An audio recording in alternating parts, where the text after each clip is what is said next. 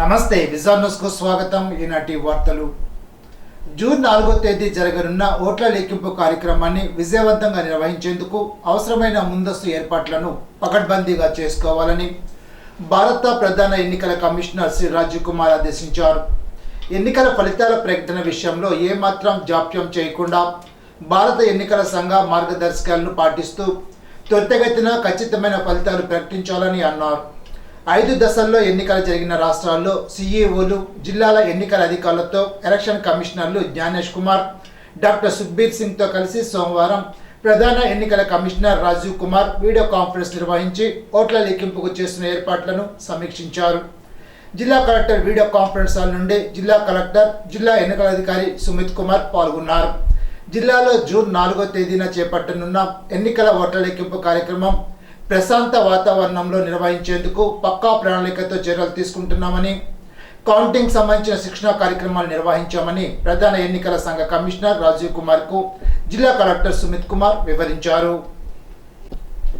సార్వత్రిక ఎన్నికల్లో ఓట్ల లెక్కింపు ప్రక్రియ ప్రారంభం నుండి పూర్తయ్యేంత వరకు అత్యంత బాధ్యతగా మెలగాలని, దీనికోసం నియమించిన కౌంటింగ్ సిబ్బందిని సమాయత్తం చేయాలని జిల్లా కలెక్టర్, జిల్లా ఎన్నికల అధికారి సుమిత్ కుమార్ రిటర్నింగ్ అధికారులకు సూచించారు. సోమవారం కలెక్టరేట్ వీడియో కాన్ఫరెన్స్ హాల్ నుండి జిల్లా కలెక్టర్, ఎన్నికల అధికారి సుమిత్ కుమార్ జిల్లాల్లోని అన్ని నియోజకవర్గాల రిటర్నింగ్ అధికారులతో కౌంటింగ్ ఏర్పాట్లపై జూమ్ కాన్ఫరెన్స్ నిర్వహించారు. ఈ సందర్భంగా జిల్లా కలెక్టర్ మాట్లాడుతూ, ఎన్నికల కమిషన్ నియమ నిబంధనలకు లోబడి మాత్రమే ఓట్ల లెక్కింపు ప్రక్రియను పూర్తి చేయాల్సి ఉందని అన్నారు.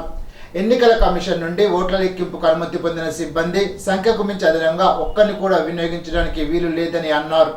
కౌంటింగ్ ప్రారంభమైన సమయం నుండి పూర్తయ్యే వరకు సిబ్బంది ఎవరు కౌంటింగ్ హాల్ను వదిలిపెట్టి ఎట్టి పరిస్థితుల్లో బయటకు రాకూడదని అన్నారు. ప్రత్యేకంగా భోజన విరామం సమయం ఉండదని, కౌంటింగ్ హాల్లోనే విధులు ఉన్న సిబ్బందికి ఆహారం అందించడం జరుగుతుందని తెలిపారు. చీఫ్ ఎలక్షన్ ఏజెంట్లను కౌంటింగ్ కేంద్రాలకు పిలిచి వారికి ముందుగానే కౌంటింగ్ ఏర్పాట్లు వివరించాలని రిటర్నింగ్ అధికారులకు సూచించారు. కౌంటింగ్ ఏర్పాట్లను యుద్ధ ప్రాతిపదికన పూర్తి చేయడంతో పాటు ప్రతి విషయాన్ని మరొకసారి చెక్ చేసుకోవాలని తెలిపారు. ఈ జూమ్ కాన్ఫరెన్స్ లో జిల్లా joint collector C V Praveen Aditya, జిల్లా రెవెన్యూ అధికారి జె ఉదయ భాస్కర్ రావు, నియోజకవర్గాల రిటర్నింగ్ అధికారులు పాల్గొన్నారు. అత్తిలి ప్రాథమిక ఆరోగ్య కేంద్రంలో ఆరోగ్య కేంద్రం, ఐసిడిఎస్ సంయుక్తంగా కన్వర్జెన్సీ సమావేశాన్ని నిర్వహించారు. జిల్లా కలెక్టర్ ఉత్తర్వుల మేరకు ప్రతి గర్భిణిని 12 వారాల్లోపు గుర్తించి నమోదు చేయాలని, ప్రమాదకరమైన వారిని గుర్తించి తగిన వైద్య సేవలు అందించడం ద్వారా తల్లి బిడ్డలు క్షేమంగా ఉండేటట్లు చేయాలని, వ్యాధి నిరోధక టీకాలు ఇవ్వాలని, పౌష్టికాహారం అందించాలని, చిన్నపిల్లలకు ఐరన్ ఫోలిక్ బిళ్ళలు ఇవ్వాలని, యుక్త వయసు పిల్లలకు శానిటరీ నాప్కిన్స్ ఇవ్వాలని, ప్రసవం చేసే ఆసుపత్రుల్లో వైద్య పరీక్షలు గర్భిణీలకు చేయించాలని కోరారు. ప్రభుత్వం అందించే వైద్య సేవలు ఆర్థిక ప్రయోజనాలు అందేలాగా చూడాలని, ఆడపిల్లలను బ్రతకనిద్దాం, ఆడపిల్లను రక్షించుదాం అనే నినాదాన్ని ప్రజలకు తెలియచేయాలని అన్నారు. కార్యక్రమ వైద్యాధికారి K Nagaraju, ICDS CDPO M Pramodini Kumari ఆధ్వర్యంలో జరిగిన ఈ కార్యక్రమంలో health educator G Pramilarani, MP H Ammaji, CHO Suryarekha, health assistant JS Ganiraju తదితరులు పాల్గొన్నారు. అత్తిలి శాఖ గ్రంథాలయంలో వేసవి విజ్ఞాన శిబిరంలో భాగంగా వివిధ పాఠశాల విద్యార్థులు క్రమం తప్పకుండా శిక్షణా తరగతులకు హాజరవుతున్నారు. Resource person K Komali cell ఫోన్ల గురించి విద్యార్థులకు అవగాహన కల్పించారు. విద్యార్థులు సెల్ ఫోన్లకు దూరంగా ఉండాలని, చదువుపై దృష్టి పెట్టాలని అన్నారు. సెల్ ఫోన్ల వల్ల జరిగే లాభ నష్టాల గురించి వివరించారు. ఎక్కువగా సెల్ ఫోన్లు వాడితే కళ్ళు దెబ్బతింటాయని, కళ్ళజోలు వేసుకునే పరిస్థితి ఏర్పడుతుందని చెప్పారు. సెల్ ఫోన్ అవసరం మేరకు మాత్రం వాడాలని, మితిమీరి వాడదాలని సూచించారు. కార్యక్రమంలో P Venkateswararao, G Ganapati, B Mahalakshmi, M Sridevi, R Danakrishna, గ్రంథాలధికారి డి కృష్ణారావు విద్యార్థులు పాల్గొన్నారు. కార్పొరేట్, ప్రైవేట్ స్కూళ్లు, కాలేజీల్లో జరుగుతున్న ఫీజుల దోపిడీని అరికట్టాలని సిపిఎం జిల్లా కార్యవర్గ సభ్యులు పివి ప్రతాప్ ప్రభుత్వాన్ని డిమాండ్ చేశారు.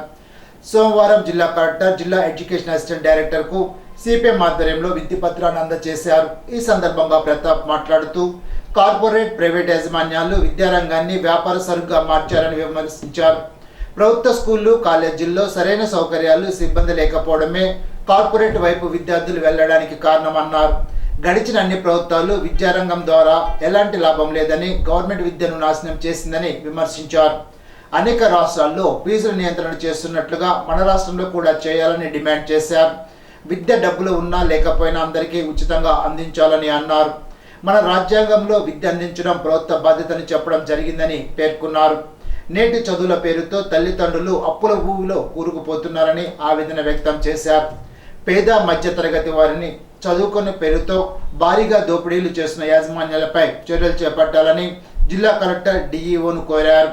కార్యక్రమంలో సిపిఎం నాయకులు బి వాసుదేవరావు, ఎం ఆంజనేయులు తదితరులు పాల్గొన్నారు. ప్రసిద్ధ శైవ క్షేత్రం పిరమట మండలంలోని నత్తారామేశ్వరంలోని పరశురాముడు ప్రతిష్ఠించిన శివలింగం ఏడాదిలో 1 నెల పాటు మాత్రమే భక్తులకు దర్శనమిచ్చే శ్రీ రామలింగేశ్వర స్వామిని దర్శించుకునేందుకు పెద్ద ఎత్తున భక్తులు పోటెత్తారు. శివునికి ప్రీతికరమైన వైశాఖ పౌర్ణమి 3వ సోమవారం కావడంతో సోమవారికి ఏకాదశ రుద్రాభిషేకం, మహాన్యాసపూర్వక అభిషేకాలు పురోహితులు కాశీబొట్ల సూర్యనారాయణమూర్తి నిర్వహించారు. వేకుజాము నుండి భక్తులు స్వామివారిని దర్శించుకునేందుకు మధ్యాహ్నం వరకు బాలు తీరారు. దూర ప్రాంతాల నుండి వచ్చే భక్తులకు మజ్జిగ, బెల్లం పానకం, పులిహోర, చక్కెర పొంగలి భక్తుల సహకారంతో అందించారు. మాజీ ఎంపీపీ తవనంపూడి కమలకుమారి, ఎంపీటీసీ టిఎన్కే రెడ్డి సౌజన్యంతో భారీ అన్న సమారాధన నిర్వహించారు. ఏకకాలంలోనే 3 శివలింగాలను దర్శించుకోవడం జరగడంతో ఈ క్షేత్రాన్ని త్రిలింగ క్షేత్రంగా భక్తులు పిలుచుకుంటారు. స్వామివారిని దర్శించుకుని ప్రత్యేక పూజలు నిర్వహించారు. అమ్మవారికి కుంకుమ పూజలు చేశారు. ఆలయ కార్యాధికారి శ్రీదేవి భక్తులకు ఎటువంటి అసౌకర్యం కలగకుండా ప్రత్యేక చర్యలు చేపట్టారు. అమ్మ భగవాన్ భక్త బృందం భక్తులకు సేవా కార్యక్రమాలు నిర్వహించారు.